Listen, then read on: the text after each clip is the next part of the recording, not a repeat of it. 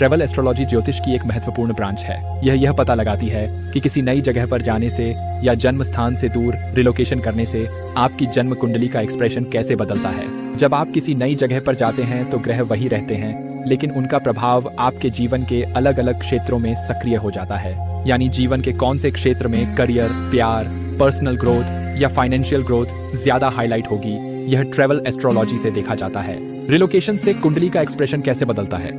बहुत लोग यह नहीं जानते कि जन्म कुंडली स्थिर नहीं होती, बल्कि उसका एक्सप्रेशन बदलता है। जब आप किसी दूसरी जगह रहते हैं तो ग्रह जीवन के अलग अलग घरों में प्रभाव डालते हैं। कहीं करियर एक्टिव हो जाता है, कहीं रिलेशनशिप, कहीं आर्थिक उन्नति और कहीं आंतरिक विकास। इसीलिए कुछ लोग भारत में संघर्ष करते हैं लेकिन विदेश जाकर तेजी से ग्रोथ करने लगते हैं। फॉरेन जॉब एस्ट्रोलॉजी में महत्वपूर्ण भाव की बात करते हैं, कुंडली के उन घरों की जो विदेश से जुड़े होते हैं। सबसे पहले नवम भाव 9th हाउस की बात करते हैं। नवम भाव लंबी दूरी की यात्रा को बताता है, ऐसा स्थान जहां मौसम और जलवायु के साथ भाषा में अंतर होता है। नवम भाव भाग्य और लाइफ चेंजिंग मूवमेंट का भाव है। जब नवम भाव मजबूत होता है तो व्यक्ति को विदेश जाने के अवसर मिलते हैं। अधिकतर लोग नवम भाव को केवल लंबी दूरी की यात्रा से जोड़कर देखते हैं, लेकिन वास्तव में नवम भाव का दायरा इससे कहीं अधिक व्यापक है। वैदिक ज्योतिष में नवम भाव भाग्य, धर्म और जीवन की दिशा को दर्शाता है। यह वह भाव है जो यह तय करता है कि व्यक्ति का भाग्य किस क्षेत्र में और किस दिशा में उदय करेगा। नवम भाव लंबी दूरी की यात्राओं का प्रमुख भाव है।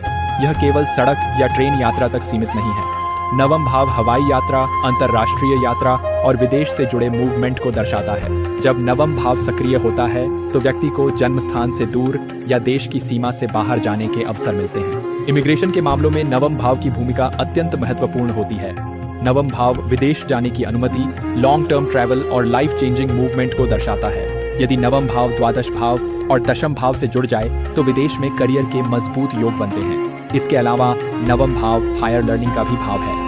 यह पोस्ट ग्रेजुएशन, PhD, रिसर्च और एडवांस्ड नॉलेज को दर्शाता है। जो लोग विदेश जाकर पढ़ाई करना चाहते हैं या इंटरनेशनल एजुकेशन से जुड़े करियर में जाते हैं, उनकी कुंडली में नवम भाव का मजबूत होना आवश्यक होता है। नवम भाव कंसल्टेंसी और एडवाइजरी प्रोफेशन से भी जुड़ा होता है। नवम भाव और इंटरनेशनल बिजनेस, यह नवम भाव का एक बहुत बड़ा क्षेत्र है। विदेशी क्लाइंट, विदेशी मार्केट और इंटरनेशनल एक्सपोजर नवम भाव से जुड़े होते हैं। जब नवम भाव दशम भाव और एकादश भाव से जुड़ता है तो व्यक्ति इंटरनेशनल लेवल पर बिजनेस या प्रोफेशन में सफलता प्राप्त करता है। नवम भाव को भाग्य का भाव कहा जाता है।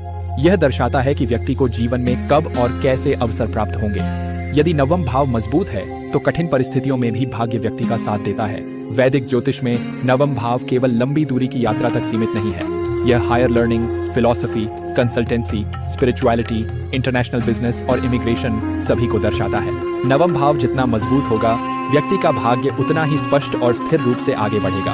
वैदिक ज्योतिष में 12वें घर का महत्व, 12वां भाव विदेश और विदेशी चीजों से गहरा संबंध रखता है।